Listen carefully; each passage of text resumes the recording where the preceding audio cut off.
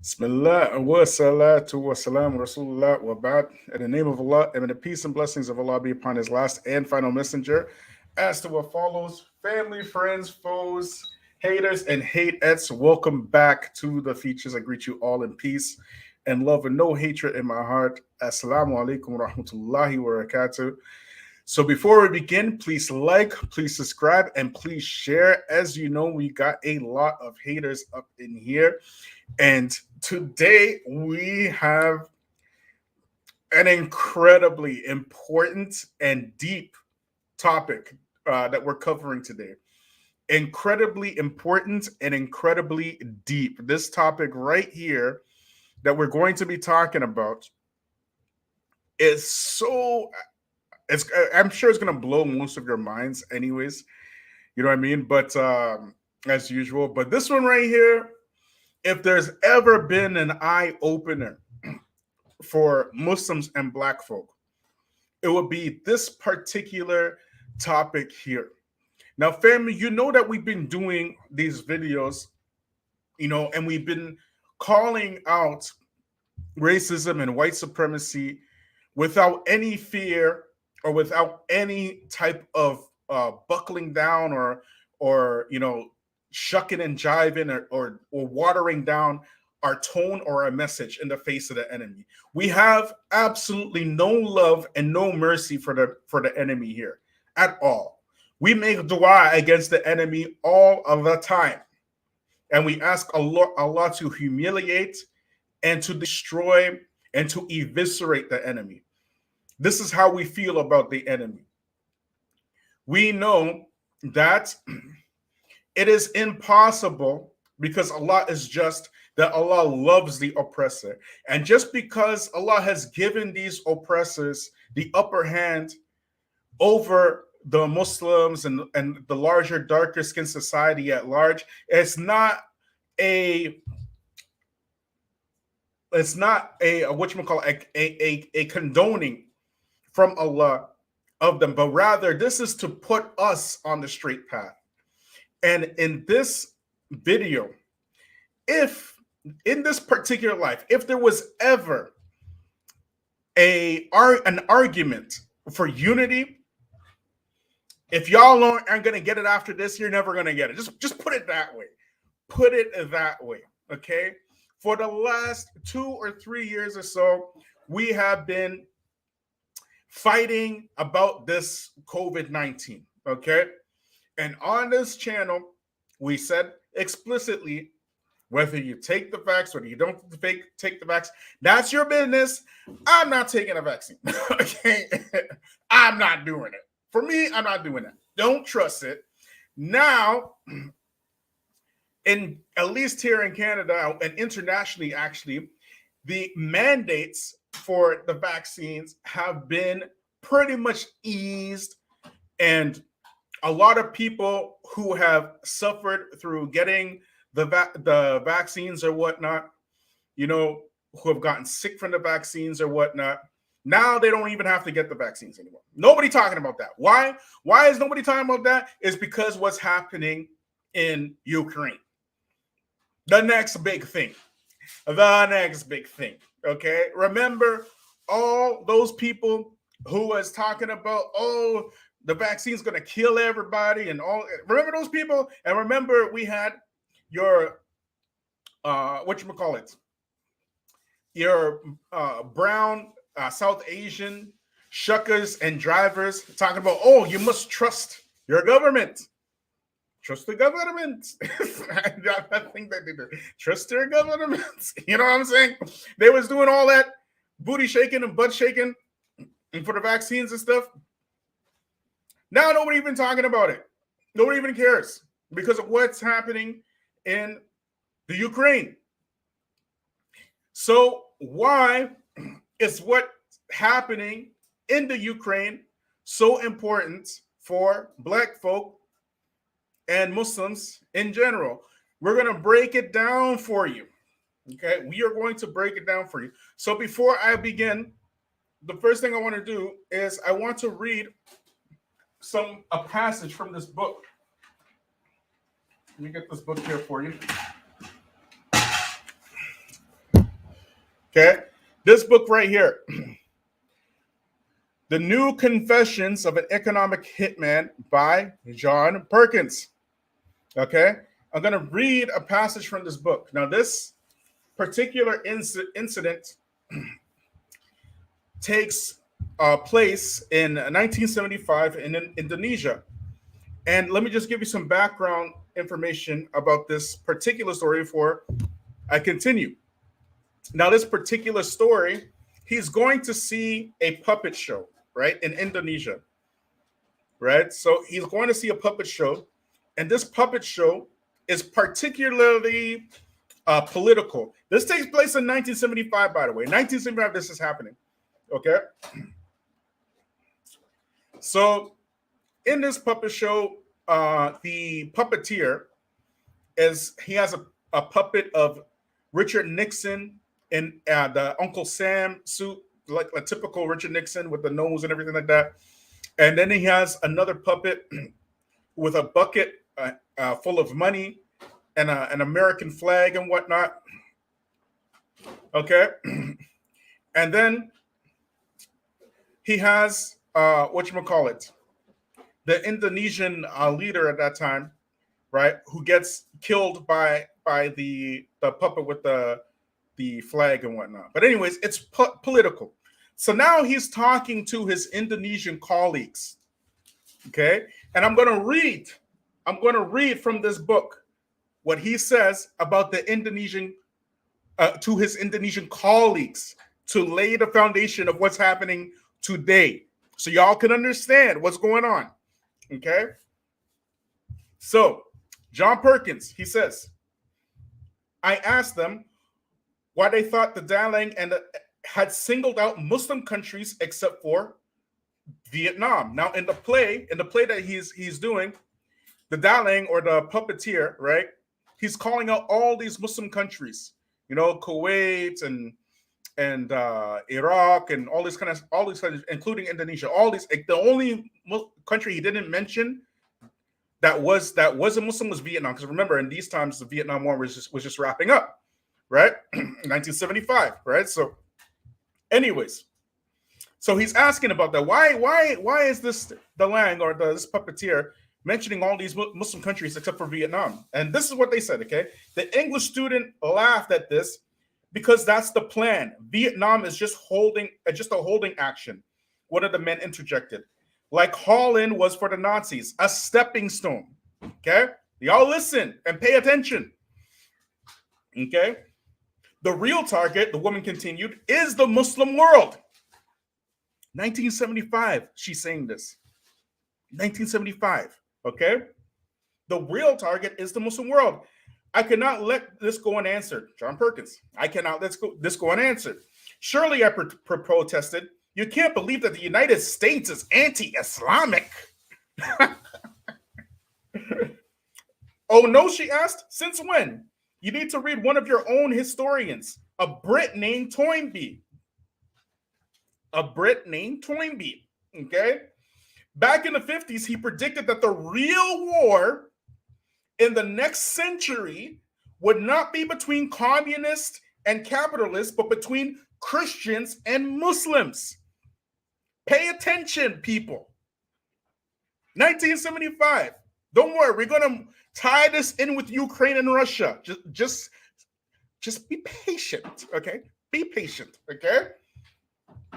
Arnold Toynbee said that. I was stunned. Yes, read Civilization on Trial and The World and the West. But why should there be such animosity between Muslims and Christians, I asked. Looks were exchanged around the table. They appeared to find it hard to believe that I could ask such a foolish question. Because, she said slowly, as though addressing someone slow-witted, okay, and hard of hearing, the West, especially its leader, the U.S., is determined to take control of all of the world. Pay attention. The West is determined to take control of all the world to become the greatest empire in history. It has already gotten very close to succeeding. The Soviet Union currently stands in its way. But the Soviets will not endure. Toynbee could see that, but they have no religion, no faith, no substance behind their ideology. Get this book, people. If you don't have this book, get it. Okay, you're going to learn something. Okay. History demonstrates that faith, soul of belief in higher powers, is essential. We Muslims have it. We Muslims have it. We have it more than anyone else in the world, even more than Christians. So we wait. We grow strong. We will take our time, one of the men chimed in, and then, like a snake, we will strike. What a horrible thought. I could barely contain myself. What can we do to change this? The English major looked at me directly in the eyes. Stop being so greedy, she said. Stop being so greedy, she said. Stop being so greedy, she said. Who's she telling to be so greedy? White America. White Europe. Y'all play too much. Anyways, these Anglo-Saxon Christians and whatnot, and Francophone Christians, people think that they own the world. And they own everybody in it. All the way from Indonesia in 1975, this is being said. It is 2022 now. What has changed? What has changed? Anyways. And stop being so greedy and so selfish. Realize that there is more than the world than your big houses and fancy stores. People are starving and you worry about oil for your cars. Who does it sound like? Has much changed since 1975? Anyways, continue. Babies are dying of thirst, and you search for fashion magazines that for the latest styles. Nations like ours are drowning in poverty, but your people don't even hear our cries for help. You shut your ears to the voices of those who try to tell you these things. How many times have we been shut down on this channel? Literally shut down, okay, for telling the truth. How many times? 1975. Anyways, let's continue. You label them radicals or communists. Do they label us radicals today? Do they not call us Islamic extremists today? Do they not? Same game, different day. Y'all hearing me? All they do is modify their strategies, but it's the same game. Anyways, you label us radicals or communists. You must open your hearts to the poor and downtrodden instead of driving them further into poverty and servitude. There's not much time left. If you don't change, you're doomed. Imagine this. Imagine this. In 1975, this Indonesian woman is telling this white man, if you don't change, you are the ones who are doomed. With your short-sightedness, your ungodliness, your lack of belief. They legit believe that the entire earth and everything in it belongs to them. They seriously believe that. They're not joking about that. They're very serious about that. 1975. Y'all hearing me? The new Confessions of Economic Hickman, if you haven't got it. Okay? But anyways, that's the opening argument. So now we're here, 2022. We've been through 3 years of economic warfare against the poor through COVID mandates and whatnot, and the vaccinations and whatnot, and in my opinion, a mass psyop. And at the same time, you see the fruits of the psyop from people being extreme who are against the vaccine, mostly white supremacists and anti-maskers and whatnot, very extreme. And on the other side, you have the other extreme who call the people who are extreme against the vaccine, science deniers. Those are most of the liberal types. And then you have the types who are in the middle like us. We're just watching all this unfold. And we're telling everybody, look, people, if you are consuming all this social media, you are investing in your own mind control and your own, oppression. You're investing in that. And that's why you have to take extreme. You have to be extremely here or extremely here. Here, it's impossible to be in the middle because the way that social media is. If you consume social media, you will be extreme. Now, it's the same thing with this Ukraine thing. Either you're extreme with the Russians or extreme with the Ukrainians, and you're not seeing the bigger picture here. You're not seeing it. There is a much bigger picture that goes beyond Russia and NATO. And a lot of this is pointing to solutions directly from the Quran and the Sunnah itself. And as time goes on, time is actually running out for independence. We have always said on this particular channel, particularly for Black people are a nationless people. Black people are a people, wherever we go, we are oppressed.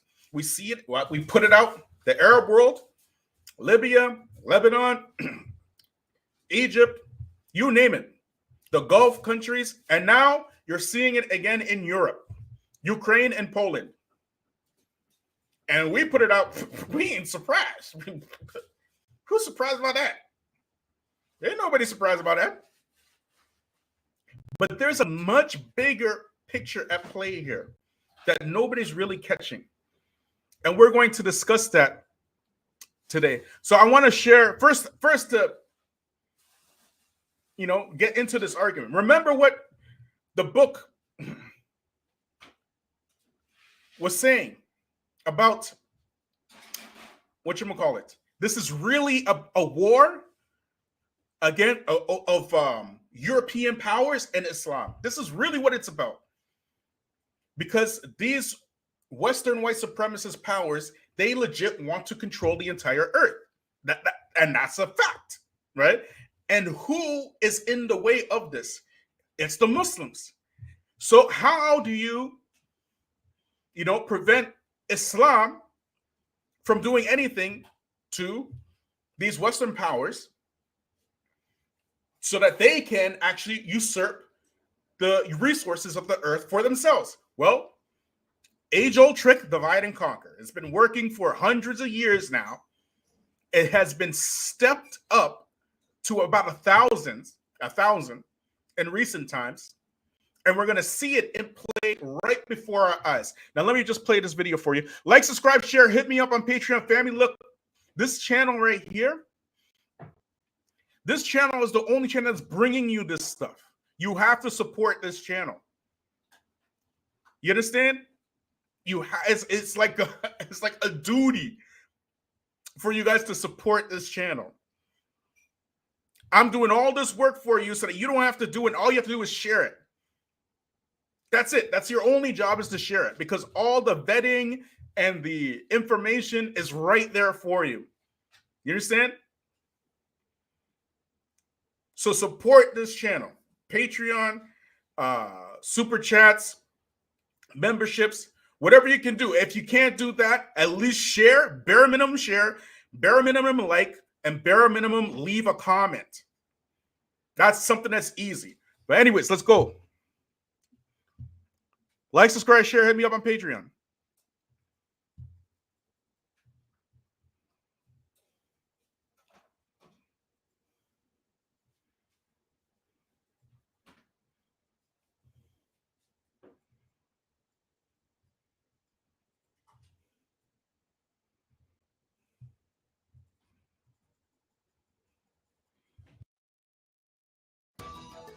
Russia's invasion of Ukraine has driven up the cost of staple foods.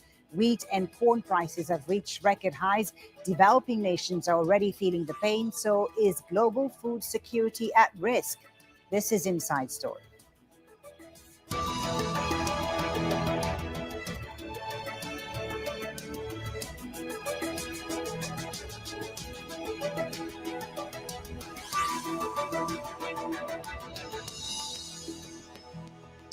Hello and welcome to the program. I'm Fuli Batibo. Russia's war on Ukraine has created fears of a global food crisis. The two countries supply a third of the world's wheat and are major exporters of barley, corn, and sunflower oil. Fighting has disrupted exports, and that's led to record prices on international markets. The cost of wheat is at its highest level in 14 years. Corn is at a 9-year high. Ukraine's ports stopped working when Russia began its invasion last week. This means grain stocks from both countries aren't reaching their main markets in the Middle East and Africa. For those of you who are not catching it, okay, this war in Russia not can, but actually will cause a global food crisis, and it's already hit the Muslim world already as we speak. And we're going to break it down in a minute. But anyway, let this video play out. Economists say consumers, particularly in lower and middle income countries, will have to pay higher prices. Well, let's take a look at how much some countries rely on Russia and Ukraine's wheat. Many of them are already battling food shortages. Egypt is the world's biggest importer of wheat. It gets 85% of it from Russia and Ukraine. The two nations also supply war-ravaged Yemen with 40%. And Ukraine's wheat makes up around half of Lebanon's needs. The country is still recovering from the Beirut port blast in 2020 that destroyed its main grain silo. Did y'all hear that? Did y'all hear that? So Egypt, which consumes 85% of its wheat from Russia, is already feeling the pinch. So is Yemen, war-ravaged Yemen. So is Lebanon. Now, mind you, the reaction from the UN and the US was to put the world's most robust sanctions on Russia for its involvement in the Ukraine. What they are trying to tell you is going back. Oh, this is so crazy, man. This is the chessboard. This is why we keep saying that they're playing three-dimensional chess while y'all are still trying to figure out, not even playing checkers. You're figuring out how to play checkers. You're just figuring it out. And they're already like 10, 11, 12 steps ahead of you in three-dimensional chess. What they are trying to tell you is that they are very willing to let Muslims starve. And not only that, to cause a global food shortage at the expense of all the darkest skinned countries in the world in order to put a financial pinch on Russia, which really won't, I mean, it might affect Russians some way, somehow, but everybody's going to feel this. And particularly the Muslim countries are going to feel it even more. Now, why is that? Why is that? Why is it that you have your Arab countries and your African countries who are dependent on wheat from Russia and Europe? Let me show you something. Let me show you something, okay?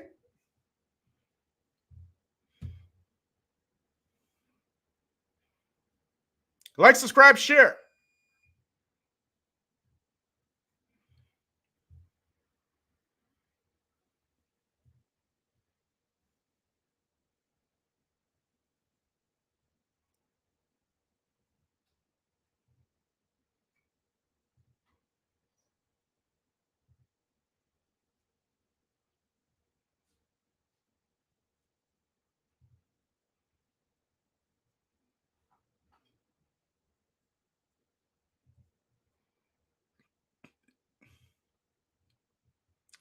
Russia grain exports. Y'all listening? Russia grain export. Foreign trade operations for the sale of grain, primarily wheat grain, to other countries, a traditional item of export income for Russia for centuries, providing Russian Federation in the 21st century with leadership. And I repeat, leadership among the main grain suppliers of the world market, along with the EU. You play too much. In the West, particularly in Canada and the States and these countries right here, food production is a national security issue. It is not just about, it is a legit national security issue, food production. They make sure that their countries have enough food to make sure that their citizens do not starve, unlike African countries, where food production in African countries is it's a pharaonic issue. It's a pharaonic issue. Y'all hearing me? I've been to Africa. Okay? I've been to Kenya, I've been to Morocco and Egypt. African countries, not only do they have the ability to produce their own food, but there are just like the fertility in this land is just incredible. In Somalia, for example, they're like one of the world's largest producers of livestock in terms of camels and goats and whatnot. This is Somalia. You know what I'm saying? In Kenya, they have cows, a lot of cows. But yet still, in African countries, you'll find the people starving, even though they're producing food. When I went to Trinidad, because of my background is Trini, when I went to Trinidad, I was shocked to find the prices of food in Trinidad, small little Trinidad. Wallahi, okay, this is true, okay? In Trinidad, there is so much food just growing wild, okay? You have fig trees, you have the crabs are literally at night coming up from the sea and just crawling all over the beaches and stuff like that. You know what I'm saying? But it's illegal in Trinidad to pick up these crabs to cook, even though they're like the crabs that you cook, right? They're like the regular crabs that you cook. It's legal for that. People are going hungry in Trinidad, and there's all this food all over the place. Why is that? Why is that? Doesn't Allah promise that He will provide? And Allah is providing. But why is it there are starving people in Africa when they can produce their own food, right? In all African countries, mind you. The only people that don't seem to starve in Africa are white people. And maybe even the brown people who are imported from India and whatnot, just to make sure that they run their businesses to make sure that the Africans don't come up.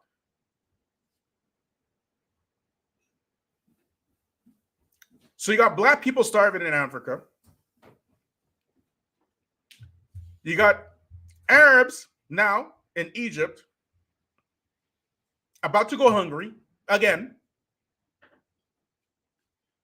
because for some strange reason, instead of these countries making food an actual national security issue, they enrich Europeans by purchasing food from outside the country and selling it to their own people at a profit while their own people starve. Same thing is happening in the West Indies. Same thing is happening in Brazil. Same thing is happening in Africa. Y'all see the chessboard now? Y'all see it, right? And these people are more than willing to let Arabs starve. Now, on a normal day,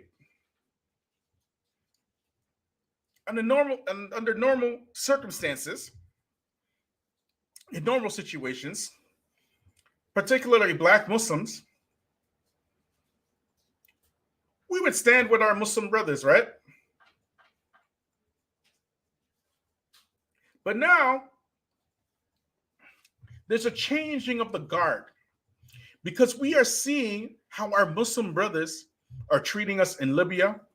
We are seeing how our Muslim brothers are treating us in the Gulf countries, in Lebanon. We're seeing all this.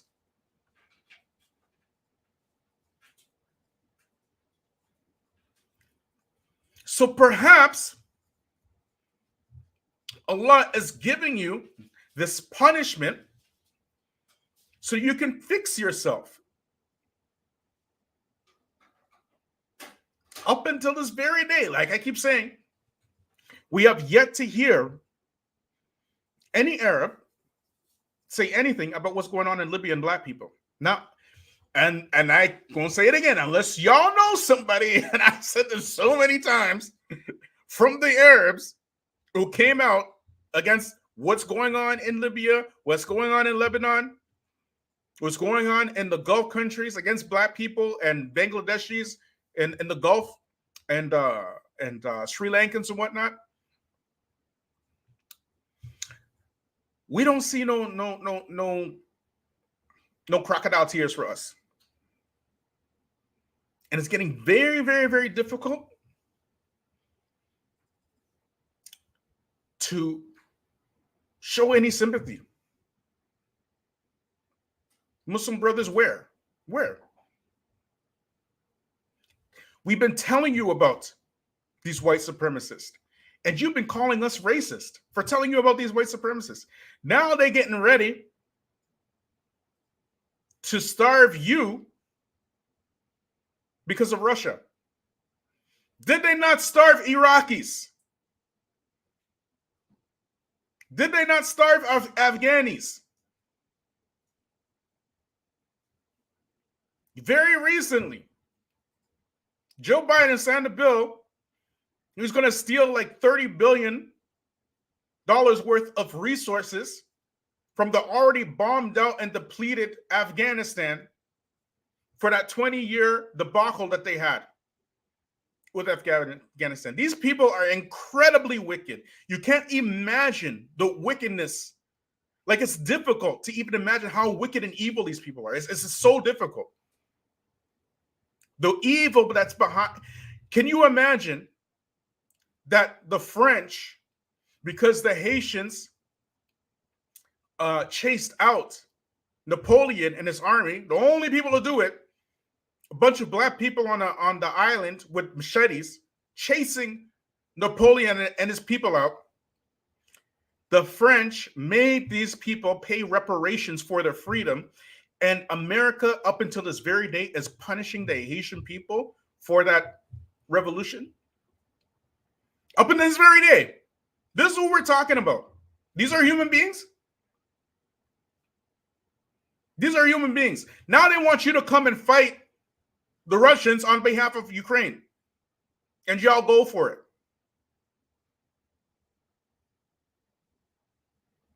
Anyways, let's continue. Let us continue, please. Like, subscribe, share, hit me up on Patreon.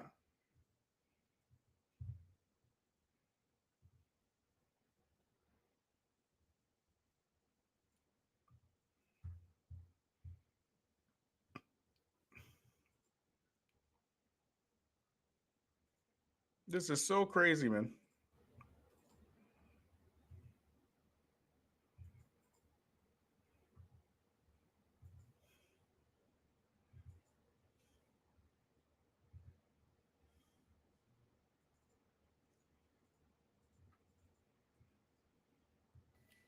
If the situation escalates and the wheat market is halted, We have enough for about month's worth of wheat stored in mills.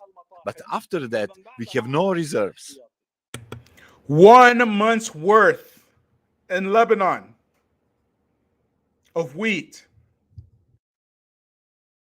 في حالة إن الحرب شغالة في أوكرانيا وفي روسيا With war in Ukraine and Russia, our reserves will drop, and instead of supporting our needs for the next 4 years, it will only be available for 2 or 3 months. The crisis will affect us, and we will suffer from wheat shortages. والله بسبب الحرب 1 or 2 months in Egypt. Because of the war between Russia and Ukraine, we have fears of a shortage of flour and wheat. But God willing, we will overcome these difficulties.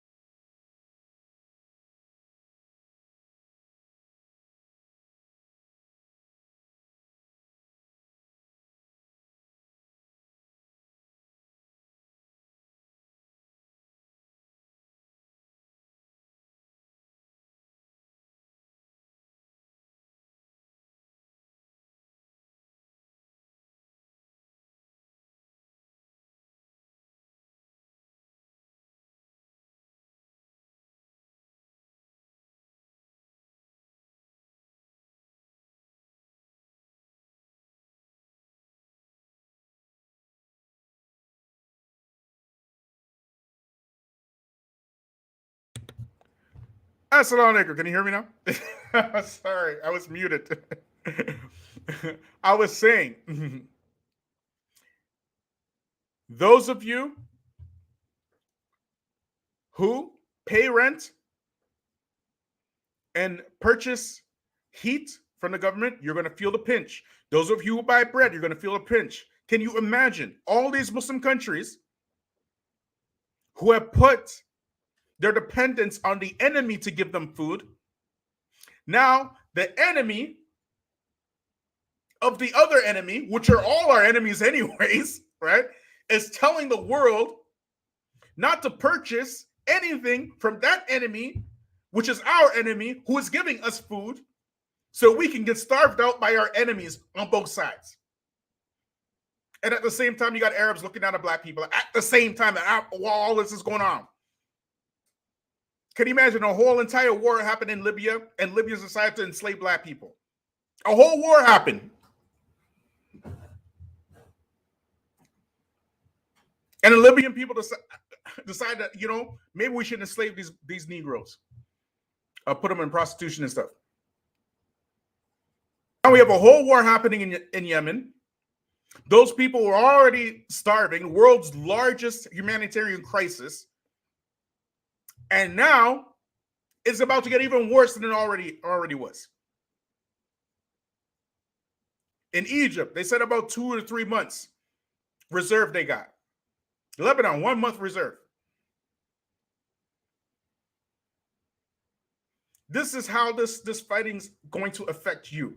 And what have we been saying from day one on this channel?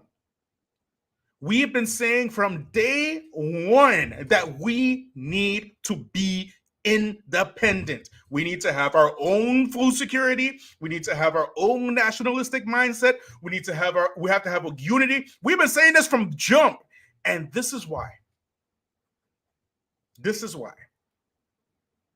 You are depending on your enemy to feed you and sell you the enemy's wheat, making the enemy rich so you can bake bread from the enemy's farms. And now when the enemy is having a fight with the other enemy can decide whether or not you eat or not. Because you want to depend on that. You want it to be close to that. Somebody please make it make sense.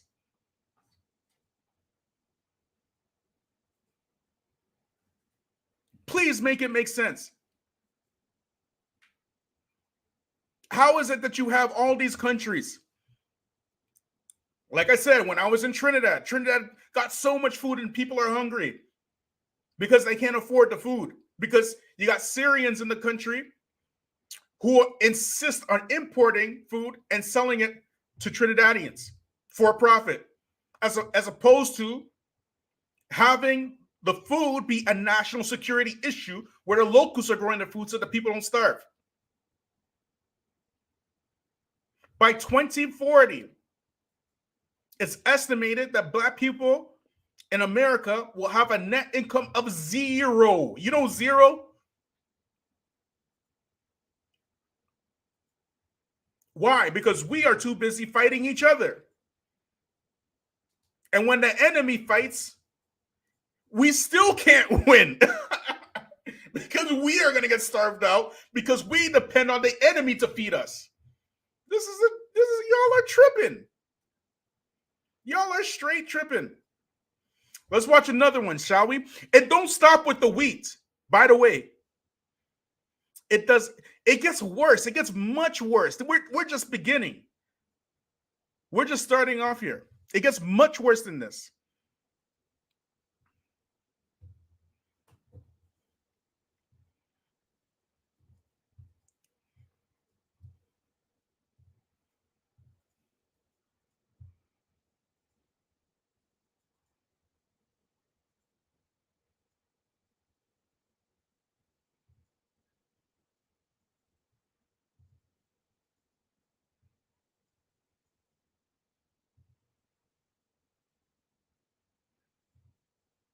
Now watch this, y'all. This video right here, this video was done in October 2021, long before the Russian-Ukraine fighting. Okay, watch this.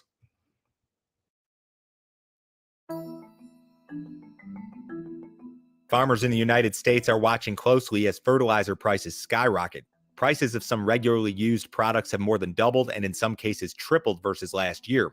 Corn and soybean growers in the Midwest are in the process of deciding their rotations for the 2022 growing season. Many traders and analysts believe that acreage of corn will be lost as it requires a great deal more fertilizer than competing crops like soybeans. Not only are the fertilizer prices high, product is simply not available in all areas of the country. The record high prices and shortages are a result of many factors, including Chinese export restrictions, logistics issues, and high natural gas prices. Corn prices for fall 2022 delivery hit contract highs this week. Many believe that corn will need to buy acres from other crops next year via high prices as a result of these fertilizer issues.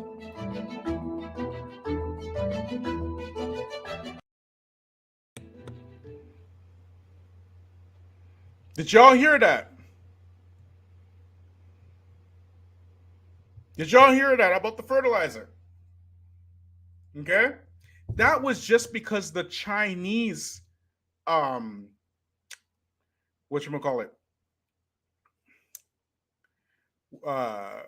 what's the word is sleep in my tongue? The embargoes against the Chinese, right? The boycotts against Chinese products. Okay. Now you're gonna have your mind blown. Okay. That was 4 months ago. It was happening in the States, right? Because of all of these Chinese embargoes they were putting. And because China was getting out of hand. Okay. Now watch this, y'all. Fertilizer. Okay. Fertilizer grows all your food. All of it.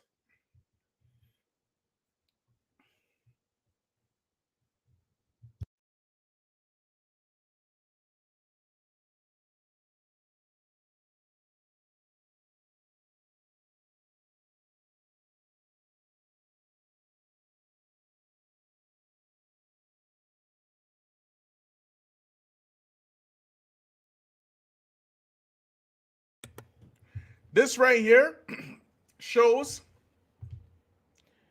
the world's largest fertilizer exporters. Number one in the entire world. Oh my gosh. Oh, this is gonna get so ugly. This is going to get so ugly. People are going, and I shouldn't laugh, but again, we've been telling y'all, we've been saying it here from day one. We need our own independence. We can't be dragged into this stuff.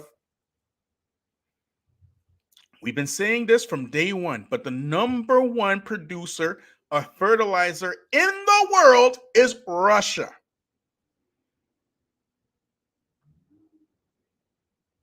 And we just boycotted them, right? And there was already a fertilizer crisis 4 months ago. What do you think is going to be now?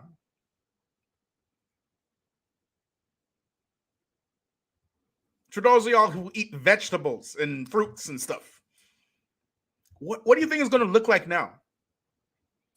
The number two producer in the world of fertilizer, China.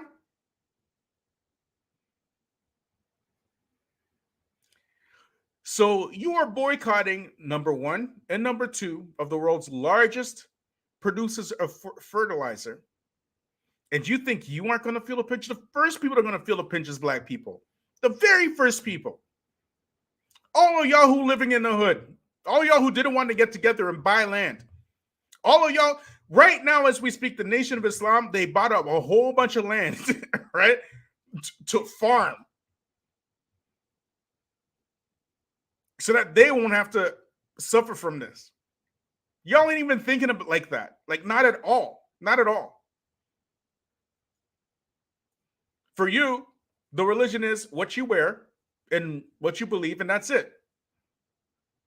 That's the entire religion.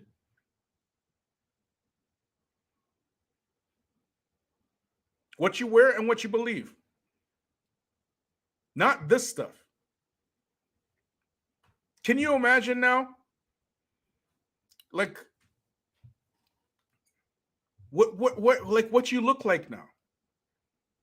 Don't y'all look silly? Don't y'all who was telling us here on the Feachaz, oh, you can't have no black independence. Don't y'all look silly now?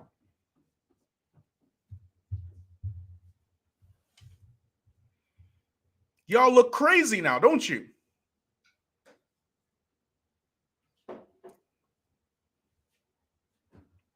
This is coming. You think the gas prices was bad enough? You ain't seen nothing yet.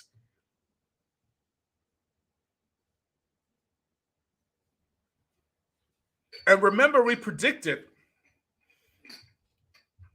that Joe Biden, I predicted anyways, right? That Joe Biden will probably end up selling arms to Ukraine and taking Ukrainian refugees to replenish the dwindling white population in the States. And guess what happened? Oh, this is so nuts, man. Welcome to the chessboard. Welcome to the global chessboard. This is insanity, man. Going back to the book, Confessions, the New Confessions of an Economic Hitman. Yes, this is a war between Anglo-Saxon Christians and Islam. So it's a war between the white supremacists and the world. How do you, in your fertile lands in Africa, sell out your sovereignty to other nations so that they can sell you their food at a profit while your people starve? Make it make sense. And how do you, black folk, you had Islam here and you are used to it. You already know the enemy is going to interfere with your affairs, and you still allow them to interfere in your affairs after you knew it was coming. And not a single independent community amongst you. Not one. Not a single one. Not a as far as I know, your black imams are not calling for independence. They're not calling for self-sufficiency. They're not doing that.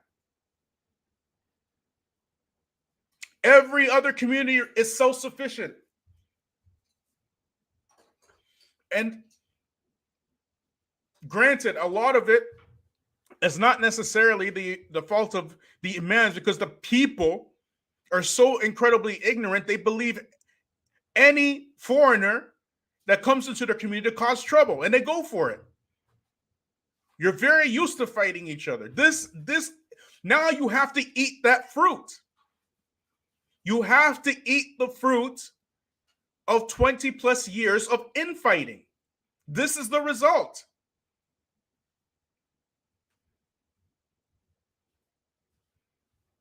And you can have another 20 years of infighting if you want, but as I mentioned, predictions say by the year 2040, black people will have a net worth of zero. Zero. You already live in food deserts. Can you imagine a global food shortage? And because you depend on your food from your grocery stores and your convenience stores, and the tang that you buy is cheaper than the water, bottled water, you depend on people to bring you food. What's going to happen when those shelves get empty? You think it can't happen to you? What do you think is going to happen? It's happening in Europe today. Today it's happening.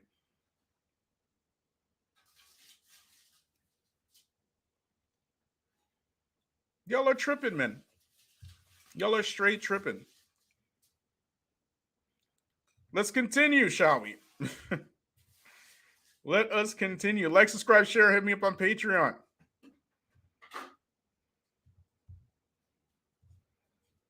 These people are very enthusiastic about letting you starve. You've been seeing it on your TV screens since you were kids, watching these Africans with extended bellies because of starvation.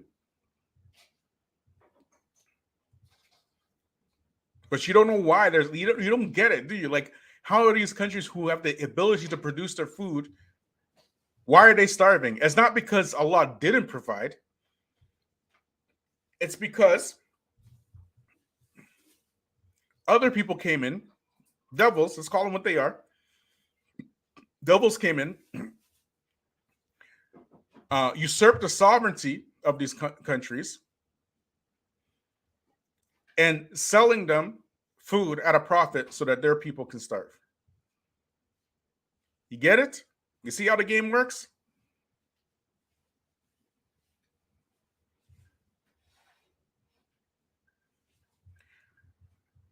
Anyways, I want to mention one more thing. That in 1974, Nigeria had the third largest oil reserves in the world. Okay? But today, Nigeria, they don't own their own oil because British Petroleum, BP, Shell, and Exxon own the rights to extract the oil from Nigeria. These three corporate entities then sell back Nigerian oil to the Nigerian people for profit. And how did this happen? It happened because the IMF and the World Bank. The IMF and the World Bank. These two entities are pretty much the reason why none of your darker skinned countries have any sovereignty today. They promise all of your third world countries all this wealth. All you have to do is take these predatory loans based upon interest. And these countries take the loans based upon interest and enslave their own people based upon these loans, so that white corporations can come and steal the resources and sell it back to the same people at a profit. And so Allah says in the Quran, "O you who have believed, fear Allah and give up what remains due to you of riba, interest, if you are believers. And if you don't, then be informed that Allah and his messenger have declared war against you." Who has declared war against who? Allah and his messenger have declared war against the people who have not left off interest. This is the war that we're seeing being played. There's a spiritual side of what's going on in the world. And this is the spiritual side that we're seeing. You understand? A lot of y'all think, okay, interest, oh, I can't get a credit card or these type of things. Yeah, okay, that's a part of it too, the small part of it. But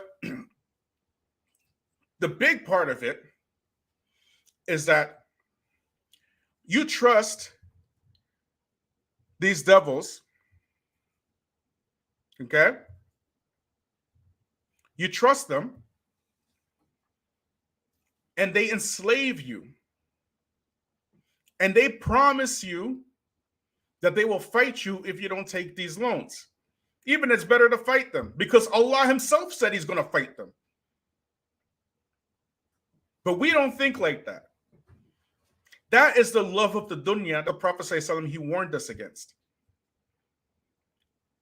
That other prophecy, you know what I'm saying? When the Prophet ﷺ, he promised that your enemies will come before you and they'll divide up your lands like a plate of food. And he was asked, will we be small in number in those times? He said, no, rather you'll be large in numbers, but you will have love for the dunya and fear of death, and you'll be like the scum of the sea. You can't do anything. That's the love of the dunya right there. That's the love of the dunya right there. That's what the Prophet is talking about. If these countries didn't take these predatory loans, Allah himself, these Muslim countries, Allah himself would support them. Because Allah said he would. Allah said that he would. But now, what's happening? Nigeria doesn't own its own oil. Nigeria is one of the countries that Russia sends its wheat to. Okay. A large portion of Russian wheat goes to Nigeria. Nigerian students in Ukraine cannot leave Ukraine because the Nazis preventing them from leaving Ukraine, and the Polish saying that they're not taking no illegal immigrants, meaning black people. That's what they mean. Black people are Muslims. Let's be clear. If you're black or a Muslim, you're an illegal immigrant right away. Where did they learn this from? They learned this from the States, who prevented illegal immigrants, black people and Hispanics, from coming into the States. Y'all hearing me? The same playbook. And now these same Nigerians are being asked by NATO to fight in Ukraine. And you know what? They're going to do it. They're going to do it. Welcome to the real world.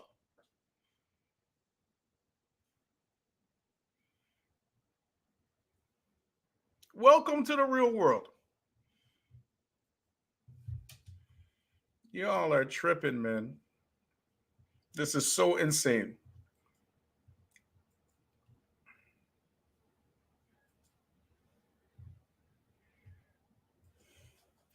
This is so insane.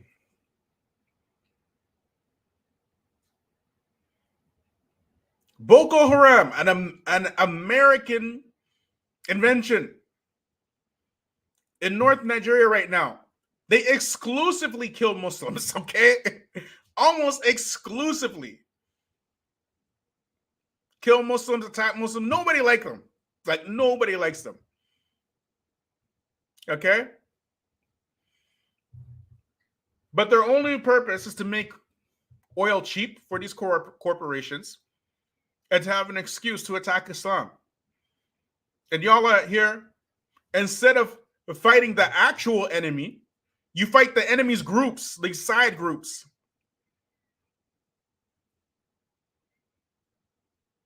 Y'all hearing me?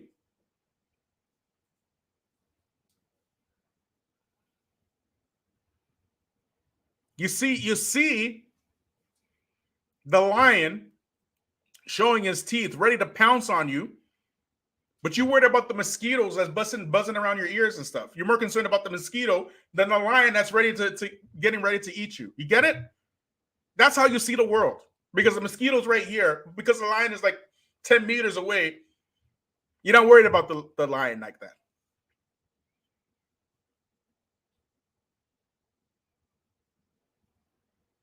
That's how you see the world. So you attack this mosquito. This mosquito is the Asheris. This mosquito is a nation of Islam. This mosquito is the whatchamacallit, some Hizbi, right? Somewhere. You get it? You get it? Meanwhile, the enemy's literally working to starve you out.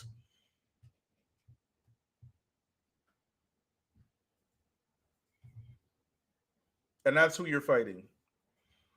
Don't know how to pick your battles. Don't learn the enemy and their tactics. This is madness. Absolute madness. I'm going to leave the link in the description if anybody wants to hop in. Enjoy me. But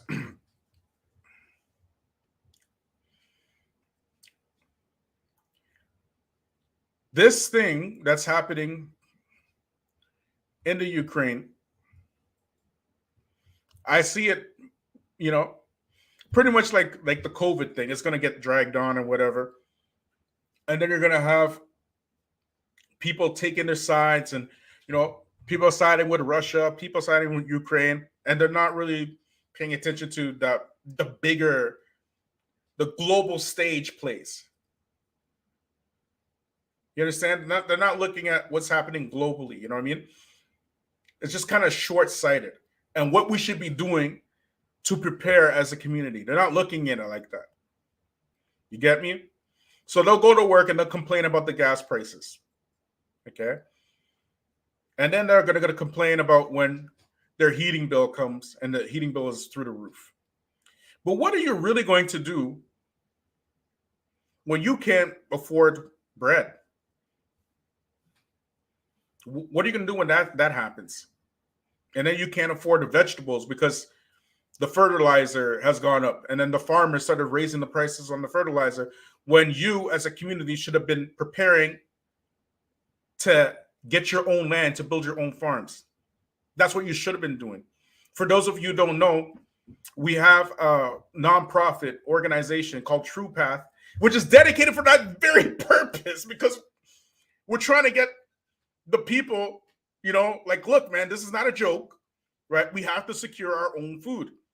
Almost every Black community is in a food desert. Now that COVID is over, we can actually start something, but now it's all this stuff happening. You get me? We need to get it together. We need to get it together. Anyways, Jazakumullah khair. I want to thank everybody who joined me today. Hayakumullah. May Allah reward you. May Allah protect all of you. Please like, please subscribe, please share, please support the channel on Patreon. Please support the channel with your memberships. If you can't do that, at least the bare minimum you can do is share, is like, is comment. The bare minimum. Okay? So Allah reward you. Allah bless you all. Assalamu alaikum wa rahmatullahi wa barakatuh.